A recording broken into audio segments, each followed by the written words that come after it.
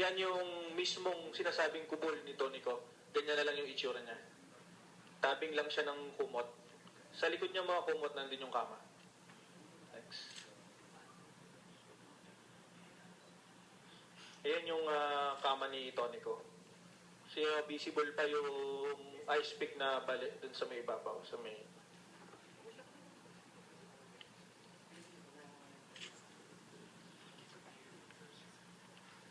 kwarto pa rin dyan ni Tonico. And yung kama, then nandito sa may left side, yun yung alleged weapon.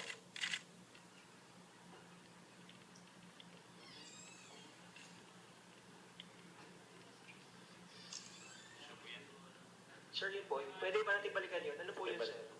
Yung powdery substance? Ano yan, galing yun doon sa garapon, maybe hindi namin, white, asukal siya or harina kasi ginagamit lang sa pagluluto.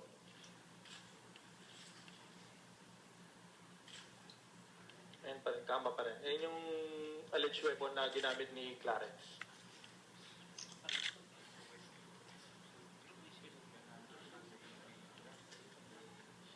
Ayan po yung bloodstain na sa CR.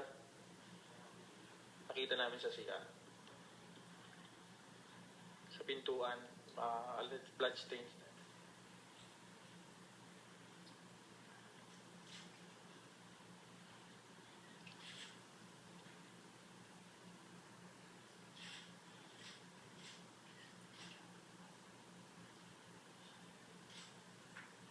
Doon po sa dulong kaliwa, doon po yung kubol ni Edgar Cinco, isa sa suspected assailant natin.